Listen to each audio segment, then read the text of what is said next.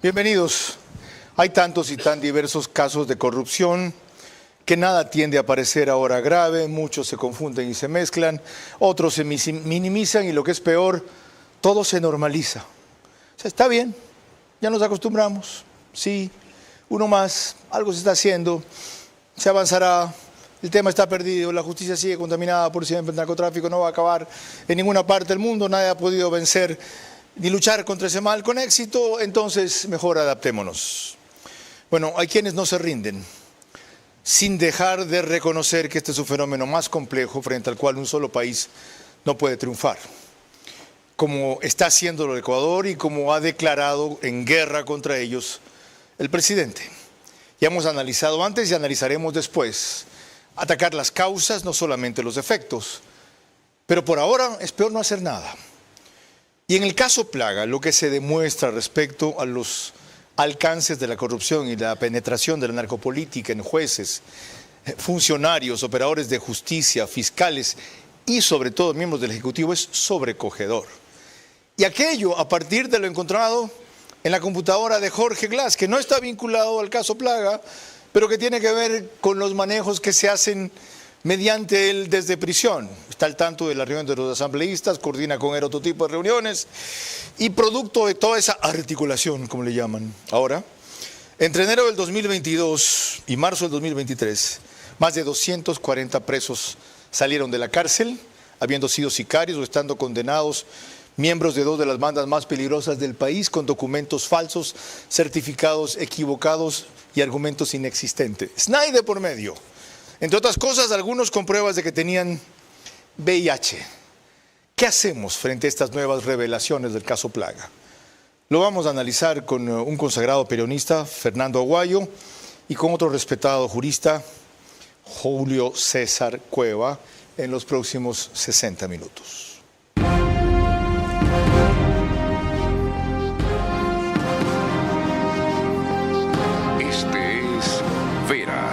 A su manera. Un comunicador que desde 1975 ha sacudido la televisión con formatos y estilos polémicos, sin ocultar sus simpatías ni jactarse de objetividad, pues el periodismo de opinión siempre asume una posición. Bienvenidos a coincidir o discrepar con Vera a su manera. Opinión con propósito. Democracia.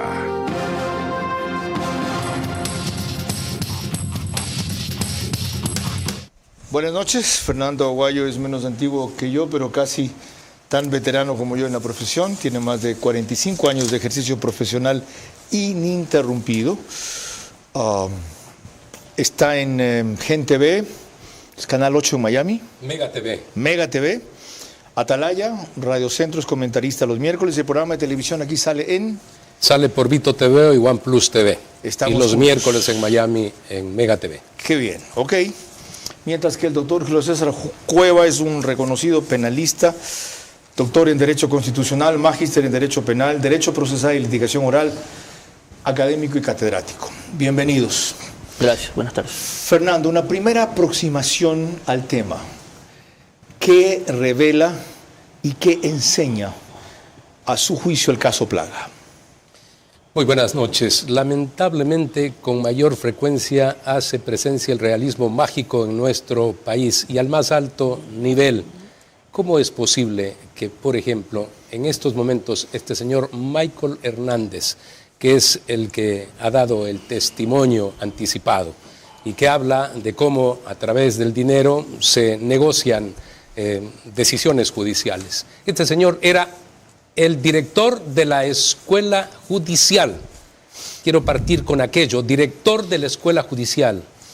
Este tipo que obviamente ha aceptado que ha cometido delitos. Por eso, después, me imagino, va a precisar el abogado Julio César Cueva, al ponerse en esta condición es que está asumiendo que ha cometido esos delitos. Bueno, ese, nada menos que ese, es el que enseñaba, el que dirigía esta escuela de jueces. Formador de jueces. Formador de jueces. De tal manera que no podemos sino sentirnos agredidos, ofendidos, indignados los ecuatorianos con este tipo de casos. Doctor, para la gente que no entiende o valora mucho ¿Qué es el testimonio anticipado y qué sentido tienen investigaciones como estas?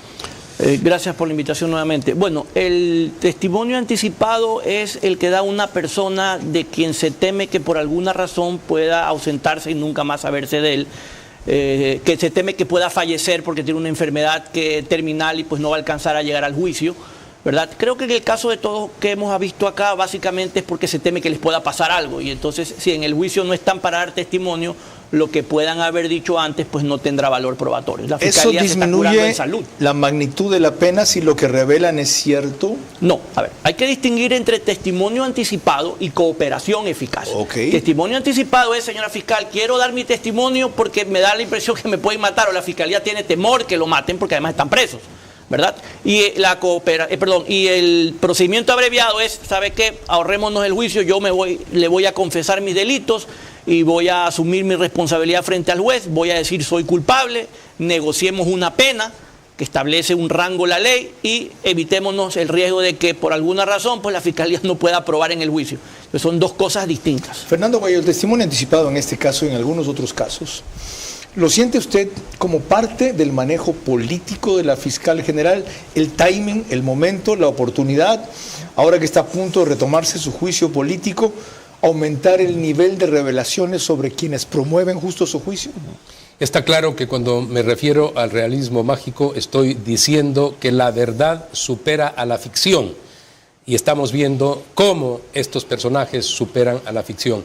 Yo, en el caso de la señora fiscal, debo ser respetuoso, guardar sindéresis, he defendido siempre su actitud, no quiero tener dudas de si acaso usa los tiempos políticos para sus decisiones. Simplemente, para mí, es la fiscal que con entereza ha abordado todos los temas, con el mayor profesionalismo y, por supuesto, con diligencia. De tal manera que lo que esperamos es que, por ejemplo, en este caso, ella lo que ha dicho es que por delitos de cohecho y de tráfico de influencias se van a abrir otros procesos. Y eso está muy bien. De lo contrario, termina siendo un sainete el hecho de que alguien diga quiero testificar y luego acogerme a estas rebajas que produce el sistema precisamente por esa cooperación, cuando habla de la cooperación eficaz. De tal manera que creo que ella actúa como fiscal. Sentadas las premisas fundamentales, enseguida profundizaremos en el análisis de ambos. Brevemente, permítanme recordarles que nos pueden seguir en Facebook y en YouTube, de ver a su manera. Mis lentes, de paso. Cuando me toca leer algo me acuerdo que voy a necesitar mis lentes. Estamos en Extreme TV Cable por Canal 15 de Vito TVO, el mismo que sale el programa de Fernando, y 709 en alta definición. Si prefieren DirecTV, el canal 194 corresponde a Manavisión, Canal 9, señal abierta solo en Manaví. Gracias. Además, gracias a RTV estamos en todas las cableras, DirecTV Canal 177, CNT Canal 12, TV Cable Canal 69, Claro TV Canal 30 y Cable Unión Canal 9.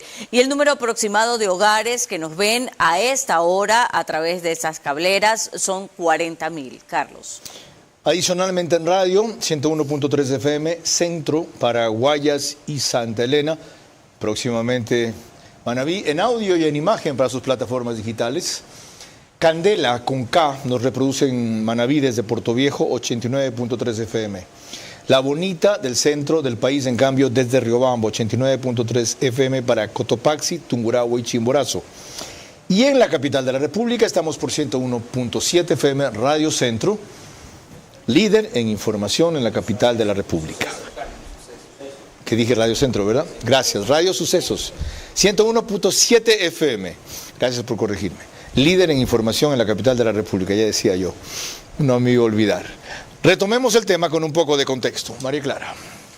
En efecto, veremos que hay tantos casos de nombres, además fáciles de retener en la lucha contra la corrupción, que ha emprendido la fiscal general de la Nación, Diana Salazar, que a veces se confunde su trascendencia. El caso Plaga tiene que ver sobre todo con la plaga que ha significado la compra y la corrupción de la justicia, principalmente de jueces. En eso representa un hito la captura y el testimonio anticipado del testigo protegido Michael Hernández. Entendamos la importancia de este caso en el reportaje de Daniela Valencia de Teleamazonas. En calidad de testigo protegido, casi un mes después de que se entregó a las autoridades, el exdirector de la Escuela de la Función Judicial, Michael Hernández, rindió su testimonio anticipado dentro del caso Plaga. Por más de 2 horas reveló cómo desde la Corte Nacional de Justicia se daban procesos irregulares, coimas y acuerdos a cambio de beneficios personales. Su supuesta relación cercana con el expresidente de la Corte Nacional de Justicia, Iván Saquicela, le habría permitido conocer este tipo de operaciones. Narró, por ejemplo, cómo se buscó financiamiento para que tanto Saquicela como el también juez Felipe Córdoba asistieran y recibieran un doctorado honoris causa en México. Según lo dijo, el entonces presidente facilitó una reunión con unos empresarios, específicamente con José Román Cabrera, accionista de Plásticos y Tubos Rival, la compañía que finalmente pagó por los boletos, hospedaje y viáticos de los magistrados por 6 días, lo que habría tenido un costo aproximado de $20,000. Se hablaba de que estos empresarios tenían temas tributarios, laborales en la Corte Nacional de Justicia, en la provincia de La Suay. Quise preguntar más, pero realmente no se me dio la apertura. En dicho viaje evidenció la tensa relación que existía entre Saquicela y quien posteriormente fue electo como presidente del Consejo de la Judicatura, Wilman Terán, pues aunque Terán también había buscado ser incluido en dicho proceso de formación, Saquicela le dijo que no, pues no tenían una buena relación. A pesar de ello, para la elección del presidente del Consejo de la Judicatura, tras la devolución de 3 ternas, Iván Saquicela dio paso a que Wilman Terán asumiera el cargo. De acuerdo a lo dicho, tras recibir el 90% del apoyo de los magistrados de la Corte, Terán le aseguró que podría servirle desde la Judicatura. La condición que se le puso a Terán es que una vez elegido el presidente del Consejo de la Judicatura, se tenga una reunión reservada en la casa del doctor Iván Saquicela para que se pueda disponer el manejo de este organismo y se puedan distribuir las distintas direcciones provinciales y nacionales. Para el expresidente de la Corte Nacional de Justicia, Iván Saquicela, todo lo dicho por Hernández es una mentira que llega justo en el momento político de su carrera. Es muy extraño que precisamente cuando está anunciada mi candidatura presidencial, las personas que han sido condenadas, sus abogados o defensores, o algunos abogados defensores pretenden involucrar. Respecto al proceso en el que se buscó sacar del conocimiento de la causa en contra de los vocales Maribel Barreno y Juan José Morillo, al ex juez nacional Walter Macías mencionó que quien ayudaba al interior de la Corte era el magistrado Felipe Córdoba, todo a cambio de la dirección de la SUAY. Luego se convirtió en una imposición. La forma de presionarlo era realizar cambios administrativos a su gente. Felicitaciones una vez más a Gustavo Larrea por escoger tan magnífico candidato a la presidencia de la República de Democracia, sí. Un acierto, sin duda. Tiene tantas opciones a ser presidente y a ganar la presidencia que pobrecito le quieren arruinar su campaña, ¿verdad? Qué terrible que terminen ustedes de basural de jueces corruptos. ¿Ya? Y después reclaman equivocaciones de los electores. Vamos a otros aspectos de los hechos narrados ahí, si son ciertos. ¿Qué delito cometió Michael Hernández de lo que él revela que hizo? Bueno, para empezar, tráfico de influencias, porque él ha estado en parte de las negociaciones justamente para poder sacar, poner, coger plata, llevar plata probablemente. Para empezar, tráfico de influencias. Un empresario que da esas gratificaciones o costea esos gastos a jueces, ¿comete algún delito si es que tiene o no tiene un caso pendiente que está subiendo a la Corte? Sí, claro, por supuesto, porque el sobornar a una persona. El soborno a una persona es un delito. Ya. Y el juez Felipe Córdoba, de corroborarse lo que se dice ahí, ¿qué delito cometió? El mismo, el exigir o el recibir la coima, porque eso es de 2 vías. El dar la coima es un delito, el recibirla también. Son delitos de 2 vías. ¿Cómo puede seguir administrando justicia? Bueno, para eso hay un procedimiento. El problema, Carlos, es que todo el mundo está contaminado. Casi todo el mundo. Bueno, pero básicamente... ¿No cree usted que hay jueces en la Corte Nacional no contaminados? Y conozco a unos. El problema es que son tan pocos que no están haciendo o creando el desbalance que debería crearse para que esto tenga la depuración que se exige. ¿No debería por lo menos haber un pedido del Pleno o del presidente José Swing diciéndole, dado esta circunstancia, por favor, toma permiso, pide licencia o no tramites casos? Lo correcto sería que den un paso al costado hasta por el solo hecho de lo que ya se dice, incluso en un momento dado. No, porque son inocentes, no. Es que no es culpable. Es que separemos la inocencia procesal de la probidad, de lo que tanto se habla hoy en día. Yo recuerdo un caso que brevemente eso lo comento, cuando se supo que el jefe de inteligencia del gobierno alemán tenía como una empresa de seguridad con 2 rusos que se sospechaba que eran espías rusos. Salió la ministra del Interior y le dijo, vea, la sola sospecha hace que usted ya haya perdido la confianza pública. Destituido, se acabó el problema. Entonces lo correcto sería, con todo lo que se ha dicho, yo voy a dar un paso al costado, porque además yo no creo que el cargo de juez nacional sea o tan importante o tan bien remunerado como para yo no dar un paso al costado, defenderme, demostrar y decir, aquí estoy. Y ¿saben qué? Ahora voy a volver a participar. Ok, eso es para quien tenga un poquito de dignidad o vergüenza. Fernando Aguayo, ¿qué otras implicaciones tiene esto en lo político electoral? ¿Qué es lo que aparentemente se le quiere dar? Por un rato la afectación a Saquicela y por otro lado la afectación a quien es la principal fuerza política del país, va segunda en las encuestas y tiene el mayor bloque legislativo. Bueno, primero hay que decir que son 31 los procesados en esta delincuencia organizada en la que han jugado con la justicia. Aparecen más nombres.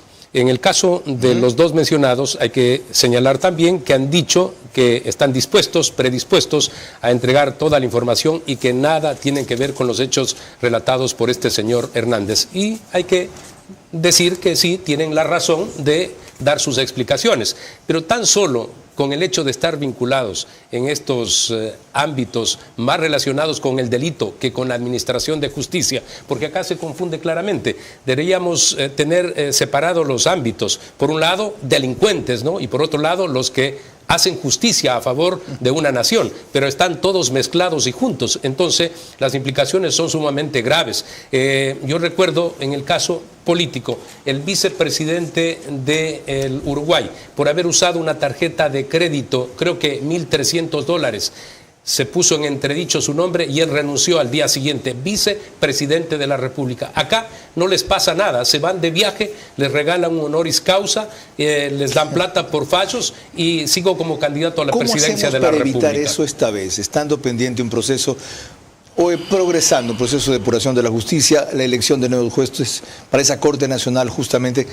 ¿Cómo hacemos? O esto es, como decía al principio, caso perdido, es normal, verá qué se puede hacer con lo que se encuentra. Probidad notoria es el tema que ojalá aborde también el doctor Julio César Cueva, porque debe ser el centro de todo para la designación de un juez. Correcto. Sin embargo, está tan desgastado ese concepto en nuestro país porque hemos hecho cultura de la mala práctica ética y legal. En el Ecuador no hay legalidad y por el contrario, para aquellos que quisieran llegar a una posición de juez, les importa muy poco aquello que es lo sustancial, lo fundamental, de ese capital todo lo que se está humano revelando, de toda la vida, ¿no? A pesar Tener de todo lo que se está diciendo, notoria. o sea, ¿les importa poco? No les importa absolutamente poco. Yo fuera de cámaras decía, si se llegara, por ejemplo, a un sueldo de $10,000 para un juez, ¿podrían cambiar las cosas? Y yo me respondí, no cambiaría nada. Quizá si esto se decidía 20 o 30 años atrás, probablemente, pero en la actualidad le pones $30,000 de sueldo a un juez y al día siguiente tomará dinero de los narcotraficantes o de los delincuentes. Casi a todos, así como hay unos pocos que han ganado en la justicia o fuera de ella $2,500, $4,500 en una larga carrera en el sector público y jamás se han dejado doblegar. Muy pocos, pero los hay. María Clara. La periodista Sara Ortiz, amenazada de muerte también por el prófugo de la justicia Javier Jordán, quien según algunos chats la incluyó también entre las personas para ser eliminadas, es especialista en dar seguimiento en el Diario Expreso a estos temas judiciales de corrupción. Y la semana pasada le contó a Carlos Vera en su programa de Radio Centro del Día a la Noche el testimonio de Michael Hernández en el caso Plaga. En este caso Plaga, que es una derivación del caso Metástasis, hay unas evidencias que ha incorporado la Fiscalía, que es básicamente esta computadora que fue incautada en el marco de la investigación sobre el caso de Soledad Padilla, Jorge Glass y la prefectura de Pichincha. Entonces, en esta investigación o esta IP se hacen estas extracciones de documentos y la Fiscalía ha considerado que son relevantes para el caso Plaga porque ayudan o aportan a sostener esta idea de que hubo lobby con jueces, por ejemplo, para lograr algunas algunos fallos favorables y en este caso particular para Jorge Glass. Lo que no es normal y lo que se ha acostumbrado o nos hemos acostumbrado a ver ya en los casos Metástasis, Purga, Plaga, es que hay dinero de por medio para lograr esos fallos, hay manipulación de los sistemas informáticos para lograr que los jueces sean los que hemos elegido, o en este caso muy concreto que es sobre los documentos que le atribuyen a Jorge Glass, es esta carta o esta ayuda de memoria en donde se dice, estos son los asesores de la judicatura con los que nosotros queremos contar para hacer un lobby con los jueces. Y el plan era hablar con el juez ponente para acordar previamente el fallo. Ahí tienen una descripción mayor para que entiendan mejor la gravedad de lo que estamos hablando. Es un escándalo de dimensiones enormes por gusto. Vamos a lo que proponía Fernando Guayo, porque es un tema de discusión ahora. Bien, ¿cómo definimos la probidad notoria? ¿Cómo juzgarla? ¿Cómo evaluarla para nominar a quienes la tengan o valorar a quienes vayan tras un cargo como el de juez de la Corte Nacional? Bueno, es bastante complicado. Yo sé que Fernando discrepa conmigo en el tema de que es subjetivo, pero el problema es que la definición requiere realmente de qué opinan los que van a hacer el reglamento para sea jueces o fiscal, qué tan laxo sea o qué tan estricto sea. Porque ¿debe ser más estricto que laxo? Si es muy estricto. Debe ser estricto, pero hay que hacer un análisis a fondo. Pero le voy a dar un ejemplo. Usted puede ver muchos abogados que le pueden aparecer en el sistema de la fiscalía, que justo lo comentaba antes en cámara, fuera de cámara, que aparentemente están defendiendo casos de narcotráfico, y cuando usted va y ahí dice, no, pues estos son abogados de narcotraficantes. Usted va y revisa los expedientes y están defendiendo al pobre empleado de la exportadora que se lo llevaron preso porque abrieron el contenedor y ahí estaba la droga. No tiene nada que ver con el narcotráfico. Peor. Si usted revisa los nombres de algunos de los que ya han pasado, hasta ahora los filtros, la etapa de méritos para jueces de la Corte Nacional, es impresionante los nombres que están ahí con los antecedentes que tienen. O sea, las pruebas de confianza deberían ser, por lo tanto, el último filtro, el máximo filtro. Debería ser parte de la probidad notoria, en tema de que usted no tenga X tiempo que usted no tenga nada que sea una tacha mínima, por ejemplo, durante los últimos 6 años, que el SRI no lo esté buscando usted por impuestos, que usted no haya tenido investigaciones por lavado de activos. Una persona sin tacha, esa podría ser la definición, claro, sin tacha mínima. Pero con un antecedente anterior de cuánto tiempo, porque yo puedo no tener tacha los últimos 2 años porque me estuve preparando para el cargo, pero si usted ve 3, 4, 5 años atrás, resulta ser que usted estuvo hasta condenado. Y no se debe requerir una condena, la sola sospecha de que usted ya, a ver, si a usted lo estaba investigando el SRI por temas de tributos, si a usted lo está investigando la Fiscalía por lavado de activos, si además usted ha tenido problemas de violencia doméstica, ya está usted empezando a tener ciertas rayitas, ya parece tigre. ¿Quiere una corte de ángeles entonces, Julio César Cueva, Fernando? La buena fe conceptualmente se practica en países. Chile es uno de los que instauró la buena fe incluso en la tramitología aduanera. Sencillamente una persona sabe qué es lo que tiene que declarar, no tienen por qué haber detrás de él inspectores. Igualmente para el tema, la buena fe es la que debe estar presente. ¿Cómo alguien que sabe que en su vida no ha sido limpio participa para ser juez? Primera cosa, cuando tú dices queremos ángeles, es que simplemente hay que ser como se debe ser en la vida. Si yo quiero, en definitiva, hacer cosas que van en contra de los congéneres, de quienes están cerca a mí, ¿cómo es que quiero ser administrador de justicia, impartir justicia como juez? ¿Existen suficientes juristas que se ajusten a su definición? Seguramente existen. Le quiero decir, nosotros tenemos una práctica de muchos años en el periodismo. A eso me iba a referir. Si vamos a yo cité el otro día a Fernando, Nicolás Romero Parducci, Edmundo Durán Díaz y Hugo Ordóñez de Espinosa, justamente cuando se inició la etapa constitucional, como ejemplos de probidad notoria. ¿Coincide? Absolutamente, es que como ellos habían tantos otros, se me hace difícil en estos momentos. Más así? Seguramente no que lo existen. Yo tampoco no, seguramente que lo existen. Lo que aspiraríamos. ¿Por qué no él sí existe? No, seguro que existen. Okay. Estoy absolutamente seguro que existen. Ya. Doctor, ¿usted también? Sí, yo creo que me diga quiénes. No, yo creo que existen. El problema no es que existan, Carlos. Sino que no se quieren postular. ¿Y por qué no se quieren postular? Porque primero implica en ciertos casos prácticamente dejar la tranquilidad de todo lo que han hecho para ir a un lugar en el que probablemente sean muy pocos y no logren hacer el cambio. Ok, ¿y el otro? Y en el otro caso, porque probablemente lo que les van a pagar no justifica todo el esfuerzo que van a hacer. Fernando, y el riesgo. ¿Por qué desisten? A ver, Si primero, los hay, ¿por qué desisten? el sistema, la forma, esto de que tu nombre esté en las manos de representantes de los 5 poderes, que luego se elija una comisión que a la postre va a ser la que designa, porque finalmente tendrá que acoger aquel nombre el Consejo de Participación Ciudadana y en el Pleno decidir quién es el nuevo fiscal.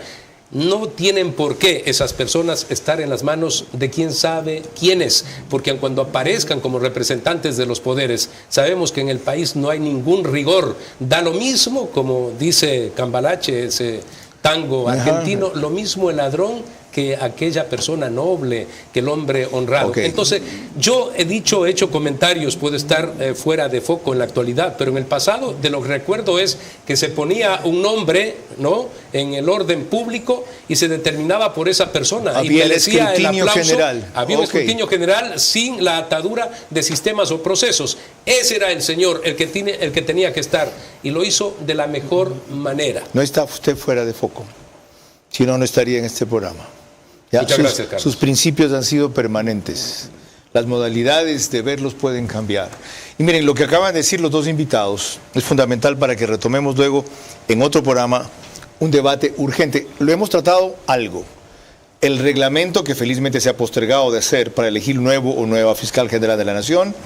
¿Y quiénes son la Comisión de Pruebas de Confianza para jueces de la Corte Nacional? Y después aquella de calificación y seleccionadora y veeduría, escrutinio, etcétera, que resulta fundamental, no para nuevos, ya no hay nuevos, siguen con los 107, para que algunos que pasaron los filtros iniciales no rompan las barreras después. Eso es lo que se puede salvar de los nuevos jueces de la Corte Nacional. Por eso algunos insistían en Borrio va de nuevo. No ha sido acordado así. Lo perfecto es enemigo de lo bueno. María Clara. Cuando volvamos en el siguiente bloque, otros escalofriantes testimonios del caso Plaga, entre ellos el de Javier Palacios. El caso Purga revela el grado descomunal al que llegó la infiltración de la narcopolítica en la justicia, el SNAI y múltiples sectores de la sociedad. Lo avanzado no puede tener retroceso y eso depende de la activación de ciudadanos demócratas. Disculpen mi confusión, en el bloque anterior decía el caso Purga, debía decir el caso Plaga. Aclarado, por si acaso. Más adelante corregiremos esa claqueta. Antes de proseguir, les recuerdo que nos pueden ver en el reprise del espacio por One Plus, W-U-A-N, y el signo de más. Es Canal 14, el mismo número en las 3 cableras que lo reproducen, Stream TV Cable, CNT, Claro TV. Solo que 48 horas después y a las 6 de la mañana, para facilitar el horario de algunos que tienen complicación a esta hora. 4.000 vistas diarias tienen streaming, 100.000 al mes aproximadamente. El periódico digital Ecuador en Vivo hace un resumen en su portal de noticias y página principal apenas concluye. Y en el oriente nos retransmite Nina Radio 104.7 FM desde Puyo, Paranapo y algunas provincias aledañas. Solo que también 24 horas después, en este caso, y a las 13 horas, 1 de la tarde. María Clara. Retomamos el tema que nos reúne esta noche, que es ¿qué revela el caso Plaga? Y veremos que Javier Palacios, íntimo colaborador de Wilman Terán, expresidente del Consejo de la Judicatura, fue uno de los 2 nombres que alguna vez nuestro director Carlos Vera en su cuenta de Twitter identificó como parte de los enviados a Cotopaxi para transar una serie de negociaciones con jueces corruptos.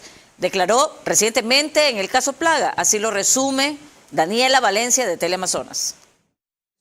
Desde una sala en el piso 14 del Consejo de la Judicatura, denominada por ellos como Cuarto de Guerra, era desde donde Wilman Terán y su equipo planificaban todas las acciones que esperaba en algún momento lo llevaran a cumplir su meta de llegar a la presidencia de la República. Así lo manifestó su hombre de confianza, el exdirector nacional de asesoría jurídica del Consejo de la Judicatura, Alex Palacios, durante su testimonio anticipado. Aclaró que para ello Terán contaba con el apoyo de la Revolución Ciudadana, pues era cercano al exvicepresidente Jorge Glass, para quien incluso escribió, antes de llegar a ser presidente de la Judicatura, el pedido de medida cautelar que presentó su defensa y con el cual finalmente obtuvo la libertad. Según lo relató, tanto Wilman Terán como el exvocal Javier Muñoz conversaban con el expresidente Rafael Correa, pues él estaba interesado en que se dieran las gestiones para anular la sentencia en su contra.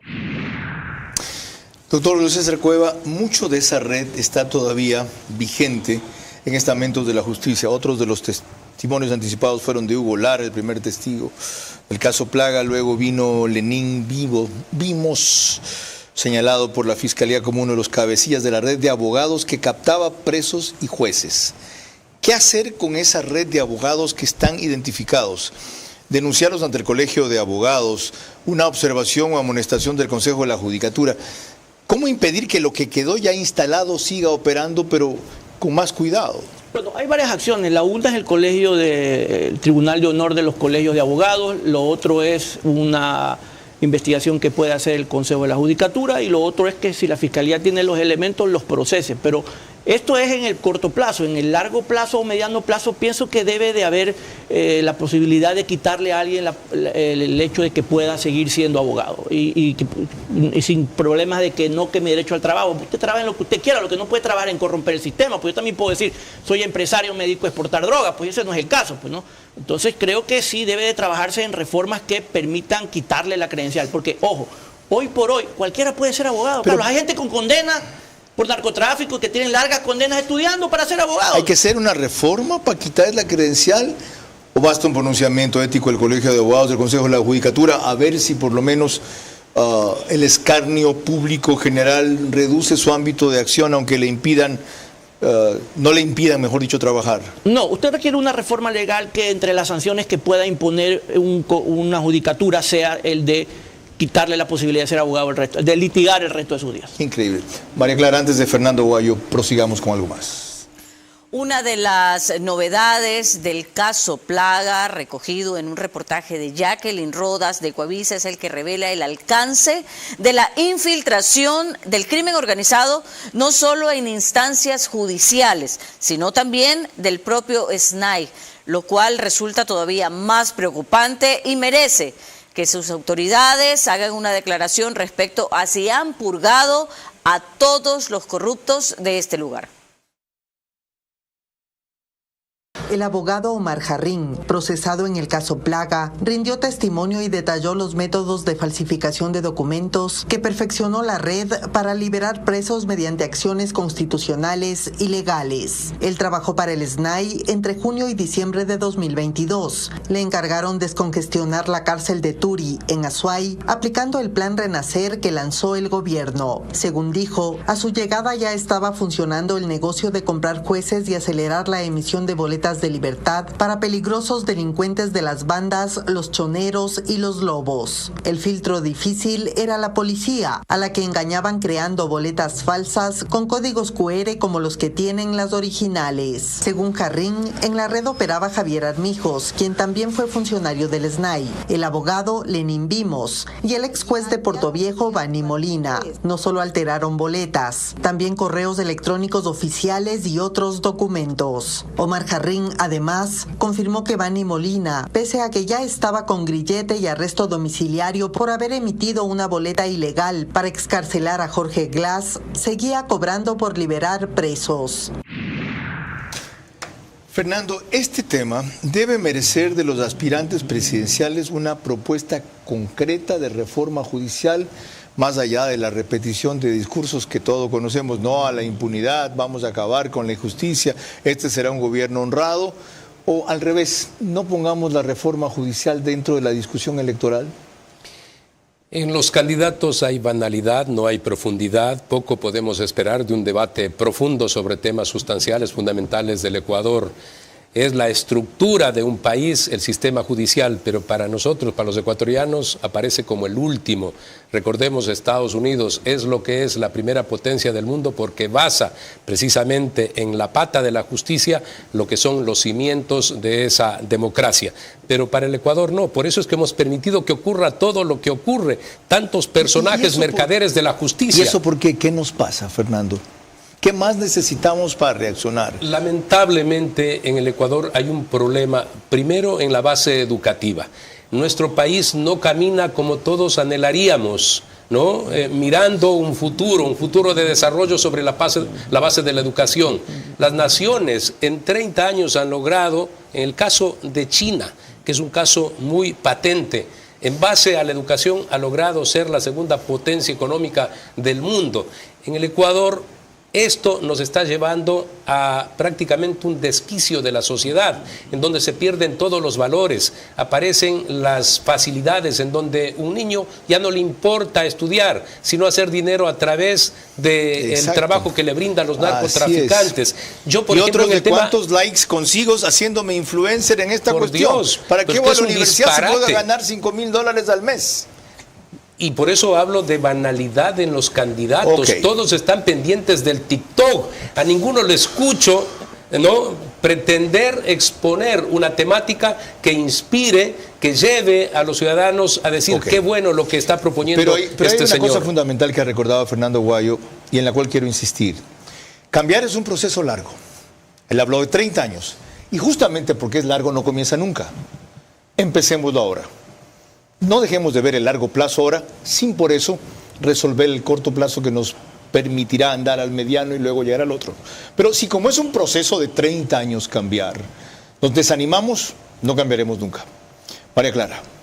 Cuando volvamos en el siguiente bloque tendremos la opinión del penalista Nino Casanelo respecto a que graves hechos denunciados en el caso Plaga deben de ser corroborados por otros elementos.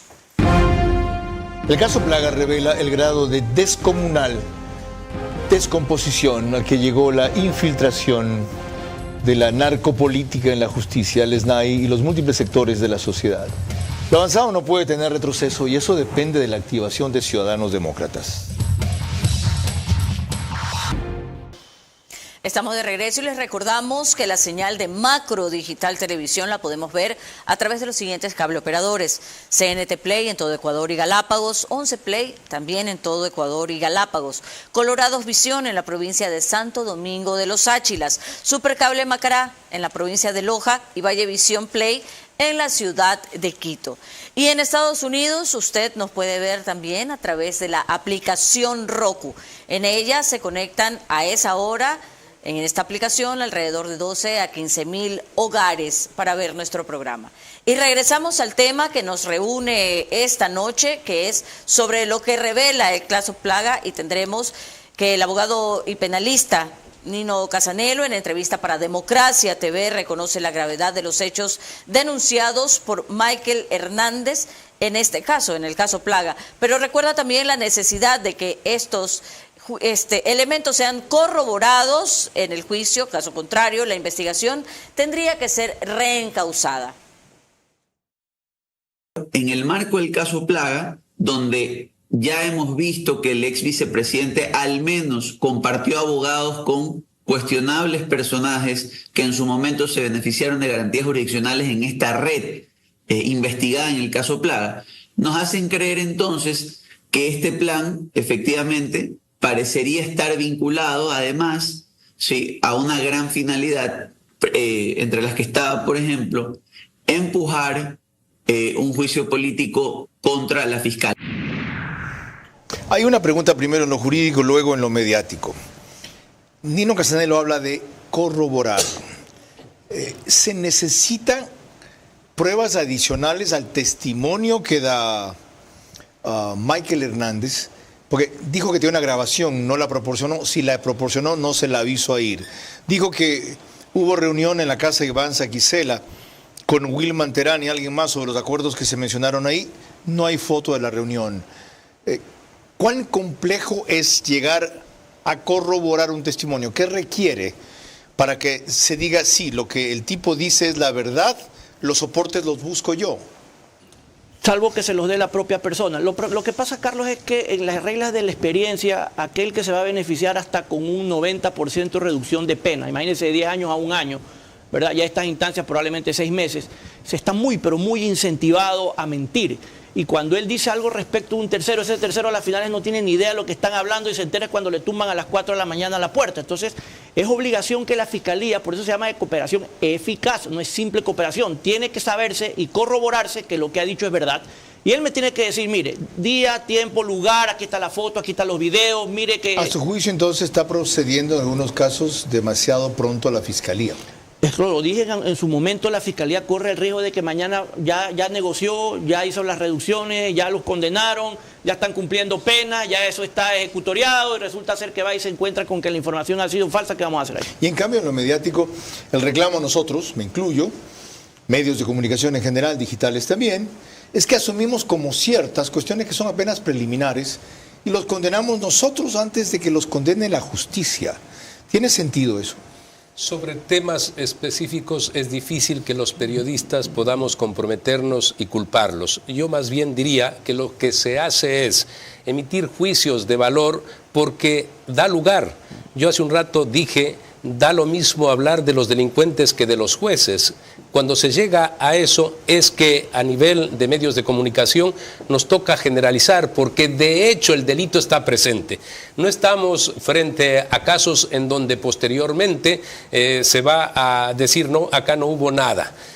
Algo hubo, no totalmente lo que dijo de pronto este señor Hernández, pero para un juez, para un presidente, expresidente de la Corte, estar involucrado, inmerso en la milésima parte de aquello, ya da lugar para que nosotros hagamos ese tipo de conjeturas.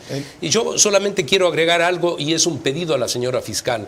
No se debe ser tan dadivoso, no se puede ser tan benevolente en las circunstancias que vive el país, entregando por esta cooperación eficaz el 90% de reducción de penas. No, a esos miserables hay que sentenciarlos como corresponde. De lo contrario, estamos creando más impunidad, porque estos delincuentes se quedan con la plata. Recuerde que en el Ecuador no se ha recuperado un dólar.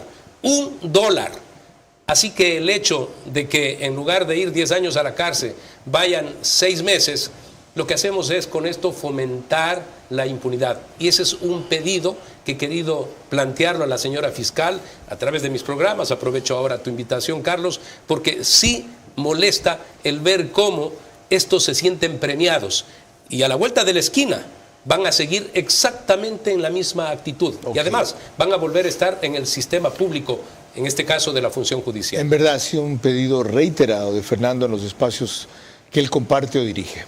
María Clara. Cuando volvamos, veremos hasta dónde llega la infiltración del crimen organizado según la fiscal Diana Salazar. El grado descomunal al que llegó la infiltración de la narcopolítica en la justicia, el SNAI y múltiples sectores de la sociedad. Lo avanzado no puede tener retroceso y eso depende de la activación de ciudadanos demócratas. Les recordamos que nos encontramos en los estudios del canal 24/7 y eso significa que usted nos puede ver a través de Extreme TV Cable, canal 3, Claro TV, canal 9, Divinet, canal 12 y Data MS Televisión, canal 99. Retornando al tema que nos reúne esta noche, tenemos que la fiscal general de la Nación, Diana Salazar, en recientes declaraciones a Carlos Rojas de Ecuavisa, se esmeró en reconocer que la infiltración del crimen organizado se da no solo en la justicia, sino también en instituciones públicas y medios privados. Cuando hemos develado el caso Metástasis, que la infiltración del crimen organizado en las instituciones públicas, en la política y en los medios digitales, que conforman 3 aristas para la acción y que han facilitado las operaciones delictivas.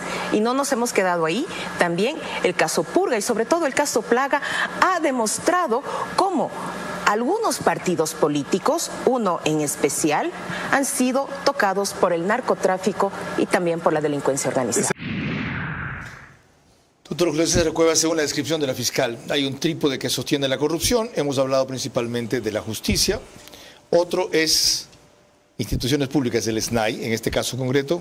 Otros medios digitales, como ellas los identifica. ¿Qué hacer con estos dos? Bueno, el problema de la infiltración del narcotráfico está vinculado a la sociedad, porque el narcotráfico no solo ha infiltrado la justicia o los medios o la función pública, ha infiltrado también las actividades particulares. Pero concretamente el SNAI, salvo el general que está al frente, ¿no debería ser o depurados si es que quedan rezagos, o ratificados los que están en función de allí sí pruebas de confianza mínimo, ¿cómo se llama el detector de mentiras? Sí, el polígrafo, ok, gracias.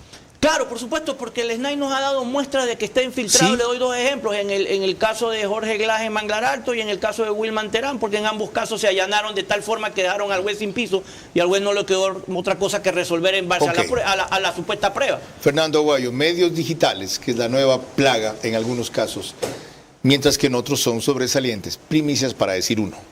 ¿Qué hacer con medios digitales y no hacer lo que tú dijiste al principio, generalizar? Hace un momento decíamos, la sociedad tiene que actuar para impedir que siga ocurriendo lo que sucede en el país, una destrucción moral de la sociedad por casos como el de la justicia. Yo digo, focalizado el tema, ¿cómo es que presurosos van a hacer declaraciones y hablan de la corrupción en esos medios que están involucrados en los temas de narcotráfico? Si quieren hacer algo por el país, por lo menos eviten ir a tratar de emitir emocionados discursos sobre la lucha contra la corrupción en lugares que claramente están vinculados con el delito en el Ecuador. Felizmente, para Fernando ser directos Guayo, y claros. Felizmente siempre ha sido así él. Sutil también, muy elegante, por cierto, nada vulgar nunca. Felizmente Fernando concluye en algo que ha sido recurrente de parte mía aquí. La sociedad tiene que involucrarse. Ahí tienen el mensaje. María Clara. Al volver, ya en la parte final de este programa, mis preguntas para nuestros invitados centrales, recordándoles que deben de ser respondidas en términos de sí o no. Sus últimas reflexiones y el comentario de nuestro director Carlos Vera. El caso Plaga revela el grado descomunal al que llegó la infiltración de la narcopolítica en la justicia, el SNAI y múltiples sectores de la sociedad. Lo avanzado no puede tener retroceso y eso depende de la activación de ciudadanos demócratas. Parte final del programa que concluye con el rito que ustedes ya conocen, instaurado por María Clara Triviño Martínez. Gracias, Carlos. Como lo mencionas, corresponden las preguntas para nuestros invitados centrales, recordándoles que deben de ser respondidas en términos de sí o no. Las primeras preguntas son para el doctor Cueva. La número 1. ¿Se puede reclamar todavía en las actuales circunstancias más celeridad a la fiscal general de la Nación en casos que no son mediáticos, pero sí graves, sí o no? Sí. La segunda, ¿considera usted que la fiscal general de la Nación ha politizado en exceso el manejo de los casos más graves de corrupción, sí o no? No. La tercera y última, ¿la clave para elegir nuevo o nueva fiscal general de la Nación está en un reglamento que permita a juristas probos correr el riesgo de participar, sí o no? Sí. Muchísimas gracias. Ahora las preguntas para Fernando Aguayo. La primera para usted. ¿Considera que es demasiado el soporte que la mayoría de los medios de comunicación han dado a la labor de la fiscal general de la Nación, Diana Salazar, sí o no? No. La segunda, de las circunstancias imperantes al momento, ¿ve usted posible que la Asamblea llegue a destituir a la fiscal general de la Nación, sí o no? En lo absoluto no. La tercera y última. Después de sus implicaciones en graves casos de corrupción, el correísmo queda fuera de posibilidades para la presidencia de la República, ¿sí o no? Sí. Muchísimas gracias, Carlos. Fernando Aguayo y Julio César Cueva, gracias por sus frontales y esclarecedoras declaraciones y análisis. Quiero cerrar, o debo cerrar solamente, recordándoles que el caso Plaga es uno más en el eslabón de una cadena que poco a poco va probándoles a ustedes que es cierto lo que parecía hipótesis y que no es cierto lo que parecía odio. Hay una mafia que ha armado la narcopolítica enquistada, según decía el penalista Cueva, casi en todos los estamentos del Estado, para generar impunidad, seguir lucrando de la sociedad, arruinar lo poco que nos queda de democracia y, lo que es peor, volver al poder. En ese sentido, lo revelado en este caso es sin duda un hito histórico, aunque ciertamente insuficiente. Hay quienes, viendo la audiencia, están molestos con el tecnicismo, faltó más en el interrogatorio, no hubo contrainterrogatorio de los abogados, creen todo dirigido exclusivamente a atacar uno o dos personajes, hay otros que se omiten, etc. Les recuerdo simplemente que en muchas ocasiones que se objetó lo similar y que a parecer la fiscal solo tenía testimonios, llegó a ese nivel y a ese grado cuando tuvo más que mostrar, lo hizo en el tiempo que le pareció a ella oportuno, cuando procesalmente, según su decir, cabía y fue contundente lo revelado. Por eso la quieren destituir, por eso la quieren matar y por eso a todos quienes de alguna manera comparten una tesis los quieren denigrar. No se dejen. Ustedes están del lado correcto. Los del lado incorrecto son una minoría que, como es mucho más vociferante, siempre parece mayoría. Que la mayoría silente no se exprese solo en elecciones. Cuando se sorprenden todos por los resultados de las encuestas, claro, porque estuvieron callados mucho tiempo hasta que hablaron de la única forma que les permiten el voto. Lo esperen tanto. Puede ser muy tarde. María Clara. El día de mañana a las 22 horas estaremos tratando aquí la renegociación de la concesión del puerto de Manta para la empresa chilena Acumsa, felizmente acordada entre el Estado y la delegataria. Estará con nosotros como invitado central el economista Alberto Acosta Burneo. Y el miércoles el debate de Kamala Harris y Donald Trump, que es el día de mañana. Por ahora, gracias por su gentil compañía. Que pasen buenas noches.